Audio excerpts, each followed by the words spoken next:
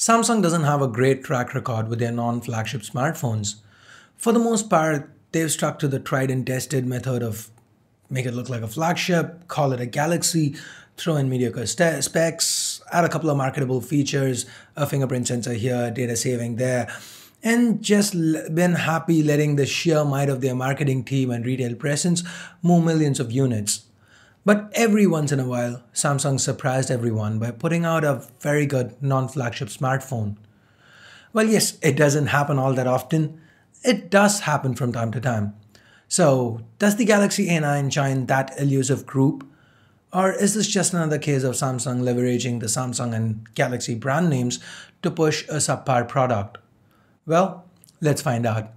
But before we do, if this is your first time here, or if you're one of those wondering, damn, this guy seems to have a bone to pick with Samsung, must be an Apple fanboy. Well, my name's Ash, this is C4E Tech, and you're watching my full review of the Samsung Galaxy A9. Let's get started.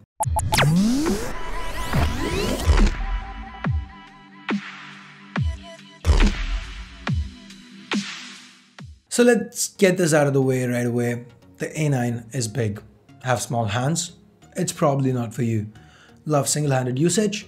Forget about it. The volume rockers are placed too high. To use the fingerprint sensor, you need to maneuver the phone a lot in hand. This form factor, in addition to the smooth glass, makes the A9 one of the most slippery phones I've ever had the pleasure of using.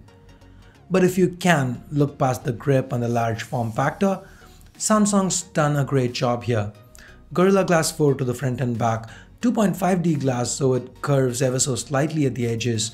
Then there's metal all around, and the A9 is sleek at just 7.4mm. Even the weight's kept down to a manageable 200 grams. This phone looks fantastic, feels very premium and kinda makes you wanna just pick up and use it. Another reason for this is that display. The Galaxy A9 sports a 6-inch Full HD Super AMOLED display, giving it a pixel density of 367 pixels per inch. That's sharp enough. Me personally, I can live with anything over 300 ppi. And this display for the most part looks sharp. The color reproduction's great, amazing contrast, those deep and inky AMOLED blacks and stellar viewing angles. All that is rounded off with great brightness levels and excellent visibility outdoors. As always, Samsung provides you with various display options to switch between depending on what it is that you exactly want. Now what's a great built-in display without the hardware inside to back it up? Fret not, because Samsung surprisingly has that covered too. The A9 is powered by the 64-bit Snapdragon 652 chip. That's 4 Cortex A72 cores clocked at 1.8 GHz each, 4 Cortex A53 cores clocked at 1.2 GHz each, coupled with an Adreno 510 GPU. Generally, here's about where Samsung skimp out on RAM or storage, but no, not this time. Surprisingly, we have 3 gigs of RAM and 32 gigs of onboard storage. Hell, Samsung's even thrown in USB OTG. Additionally, this variant that I bought from 28 Mobile came with a dedicated microSD slot. And I hate hybrid slots. I really wish Samsung would adopt this for more phones. So back to performance, the A9 is a solid performer. With everyday intensive usage scenarios like gaming, the Adreno 510 GPU inside held its own. Smooth even with the most intensive of titles. What's even more impressive is the fact that the A9 managed to do this without even breaking the 40-degree mark. The audio quality via the downwards facing speakers good, the levels are average, audio via the 3.5mm headphone jacks also quite good, cellular reception and call quality were top notch, no issues whatsoever. Now if you thought that was impressive, well, Samsung's managed to fit a 4000 mAh battery inside despite the slim profile. And the battery life on the A9? Well, that was outstanding. I managed to get a day and a half of usage out of this guy. My regular usage involves a couple of hours of calls, some mild gaming, crossy road maybe, some music via Bluetooth, an hour or so of YouTube, Wi-Fi and 3G on all day, push notifications for mail, social media, your Facebook, Instagram, Twitter, and at the end of each of the 8 days I used the A9 as my primary device, this phone remained unfazed.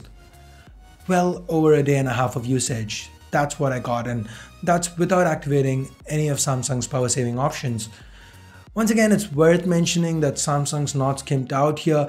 The ultra power saving mode that you see is the fully featured version featuring the display turning monochrome. Next, let's talk cameras. The A9 has a 13 megapixel rear camera with optical image stabilization and an 8 megapixel front-facing camera. Both have an aperture of f/1.9. Now generally, if it's not a S or a Note device, Samsung finds certain ways of imposing restrictions on phones. Removing the auto brightness sensor, disabling haptic feedback. While they haven't done that in other areas with the camera, Samsung's done that with the A9. The Pro mode here doesn't really provide any of the Pro mode options you'd see with the Note 5 or the S6.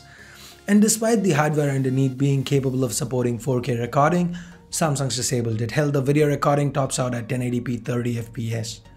So even before I started testing this camera, I was kind of feeling this is where Samsung cuts corners. But surprisingly, again, I keep using the word surprisingly a lot here, the camera performance was very good. Images have plenty of detail, well not as much as say the Note 5, it still is good. The colors are accurate for the most part, and this camera got the white balance and exposure right more often than not. The dynamic range could have been better, but you know what, I'll let you guys see for yourself. Here are more sample shots.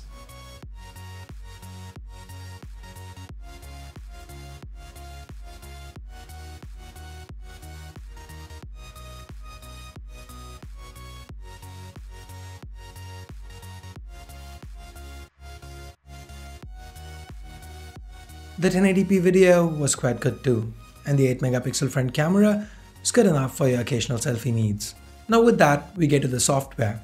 Out of the box, the Galaxy A9 runs on Android 5.1 Lollipop, and we have the familiar Touchwiz on top. There's support for themes built in, very few preloaded apps, the Google ones, some Microsoft ones, and very few Samsung apps.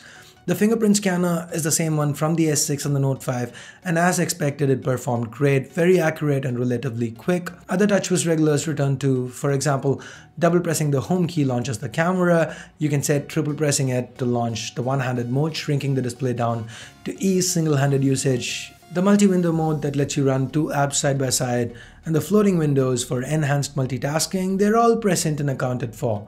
The user experience on the Galaxy A9 is very good. It feels smooth, apps open up quick, multitasking is also quite decent.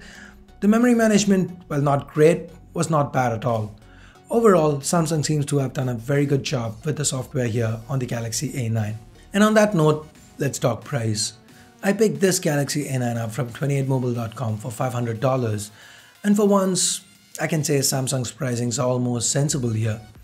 On paper, the A9 is never going to measure up against phones from disruptive Chinese brands. But from an experience standpoint, Samsung's managed to provide something better. In my testing, the A9 didn't make me want to compare it against the A7 or say the OnePlus 2, but rather the Note 5 and the S6. Because this time around, Samsung's not really compromised on a lot. The fact that the A9 exists serves as a reminder to us that Samsung can actually come up with excellent non-flagships if they want to. Sadly, they usually don't want to. So anyway, if you were in the market today for a phone with a large display that also happens to be a very good all-round performer, I'd be happy recommending the A9 to you. But then again, that's just me. What do you think? Do you agree with what I've had to say? Do you agree that Samsung's mid-ranges are usually crippled by, well, Samsung for no good reason, and to see a phone like the A9 is actually refreshing? Let me know your thoughts in the comments below. So I guess that's it for this video. Give it a thumbs up if you liked it, thumbs down if you disliked it, and if you have something more to say, the comment section below. And if you do want to pick a Galaxy A9 up, I'll leave direct links in the description. Thanks a lot for watching. Till next time.